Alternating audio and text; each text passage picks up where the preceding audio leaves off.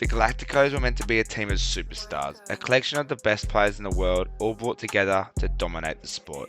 But despite the excitement around their signings, the Galacticos ultimately failed to achieve their goal, leaving many fans to wonder what went wrong. Real Madrid is one of the most successful football clubs in history. The club has won 14 Champions League titles and 35 La Liga titles, making them the most successful team in Spanish football history. The Spanish Giants have also had some of the best players in history to wear their shirts, including the likes of Alfredo Di Stefano, Ferenc Puskas and Paco Gento, to name a few.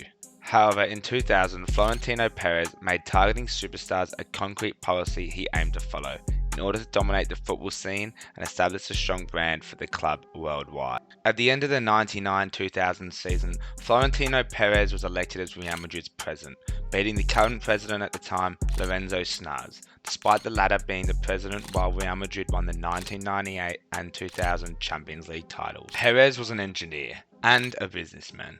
His presidential campaign highlighted the financial problems and mismanagement of the club. He also promised to recruit Luis Figo, who played for Real Madrid arch rivals at the time, Barcelona. This earned him his first presidential stint at Real Madrid.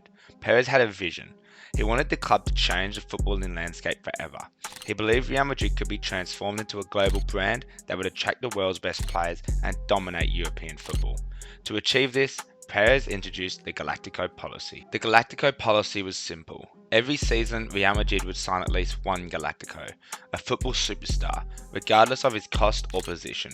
Although the term was popularized during Perez's first presidential tenure, the Galactico policy's origins go back to the 1950s and 1960s, when club president at the time, Santiago Bernabeu, used to recruit different style players in quick succession. Perez wasted no time in implementing the Galactico policy. In the summer of 2000, he fulfilled his campaign promise by signing Luis Figo from Barcelona for €60 million, sparking outrage among the Barcelona fans. Figo was a world-class player who won the Ballon d'Or in 2000. He was the first Galactico signing, and this signalled Real Madrid's intent to dominate European football. During Florentino's first transfer window, the club spent more than €120 million, a number considered fictional back then. In the following years, Perez stayed faithful to his policy and continued to sign a megastar in every transfer window. In 2001, Real Madrid signed 1998 World Cup and Ballon d'Or winner Zinedine Zidane from Juventus for a world record fee of €77.5 million. In 2002, Ronaldo Nazario joined from Inter Milan for €45 million. A year later, England's superstar David Beckham joined from Manchester United for €37 million. And in 2004, we saw the arrival of another Englishman, 2001 Ballon d'Or winner Michael Owen, for €12 million. And in the final season of Perez's first presidential tenure, Robinho and Sergio Ramos were brought in from Santos and Sevilla for more than €50 million combined. Many other players were signed or promoted during Perez's first 6 seasons, but were overshadowed by the arrival of the Galacticos. Claude Makelele, Walter Samuel, Raul Casillas, Guti, Montes, Roberto Carlos and many other players all turned out to be more important for Madrid than some of the superstars that they brought in. Initially, Florentino Perez's Galactico policy found success. During the first 3 seasons, Real Madrid won La Liga titles and a Champions League title in 2002, thanks to that iconic Zinedine Zidane goal against Leverkusen in the final. However, things didn't continue in the same manner.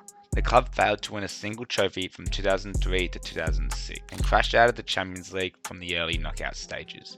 At the same time, their biggest rivals Barcelona dominated the league and Europe, as they won the 2005 and 2006 La Liga titles along with the 2006 Champions League. This turned Real Madrid's dominance and success into a complete failure.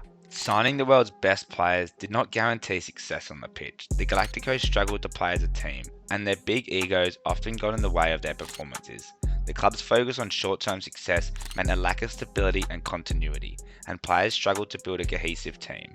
Perez focused on fancy attacking players and overlooked the team's lack of depth in the defensive department. Even Sergio Ramos, who was brought in 2005, failed to shine until years after the departure of Perez's first presidential run. That was not the only issue with Perez's Galacticos. The club seemed cursed, and all the big money transfers flopped.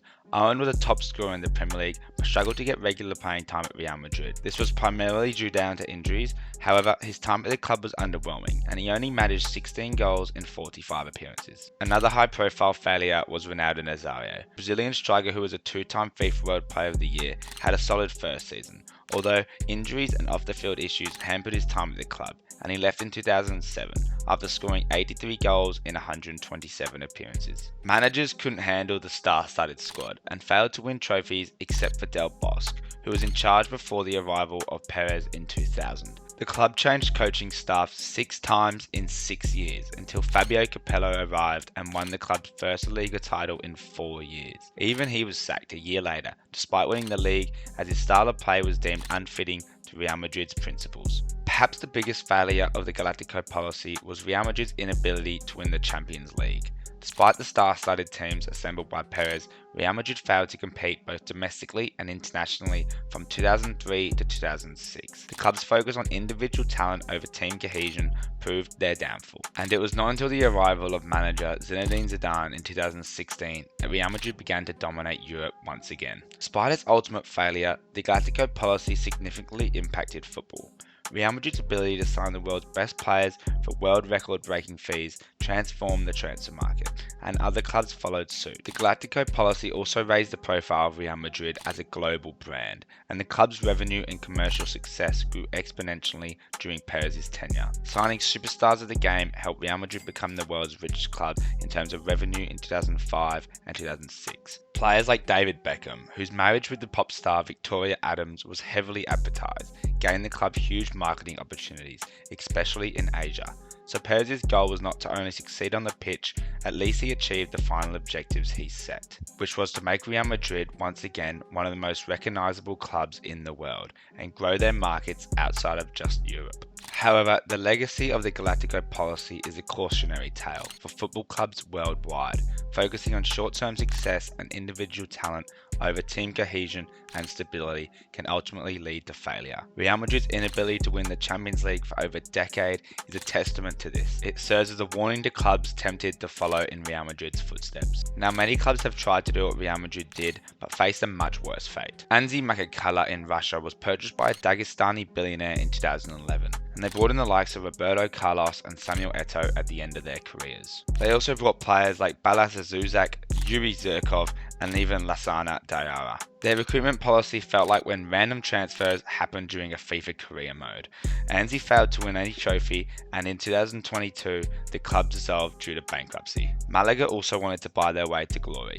In 2010, the club was purchased by Sheikh Abdullah Ben Nasser Al Thani Thani. Yes, that is a long name. And they ended up signing players like Santi Cazorla, Isco, Yao Quinn, Ruud van Nistelrooy, and Javier Zavola. Like Anzi, Malaga failed to win a single trophy. Still, they at least reached the 2012-2013 Champions League quarter-finals, in which was considered a historic achievement for the club. However, Malaga nearly got the same fate as Anzi. In 2018, they were relegated to the second division, and in 2020, they nearly got dissolved due to financial troubles. PSG is the most known case of a club failing miserably after spending astronomical amounts of money on superstars. Since the arrival of Nasser Al-Khelaifi in 2011, PSG have spent over 1.3 billion on players such as Di Maria, Mbappe, Zlatan, Messi, Neymar, Cavani, Thiago Silva, and the list goes on and on. And the club have failed to win the Champions League every single year. The closest they got was when they reached the final leg against Bayern Munich in 2020 in empty stadiums due to the COVID-19 breakout. Ironically, they lost the title because of a goal scored by their former academy player Kingsley Coman. PSG also failed to truly dominate the league, and despite spending all that money, they still lost the title 2 times to 2 much lesser opponents, such as Monaco and Lille. Lyon also spent nothing compared to PSG and won the league in 7 consecutive seasons, from 2001 to 2008. So that just shows that PSG's golden era is nothing but big names thrown around for a show. So, the Galactico policy implemented by Real Madrid in early 2000s was a bold attempt to create a team of superstars that would dominate European football. While the policy initially brought success to Real Madrid, it ultimately failed due to a lack of team cohesion and a focus on short-term success. So to put it simply, football is not always about money. PSG has failed, Manchester United suffered with their rebuild, and we can all see how Chelsea is struggling, despite spending more than 600 million in a single season. So what do you guys think? Would you consider the Galactico policy as a failure or not? Let us know in the comments below, and make sure to subscribe and hit the like button to see more content from us.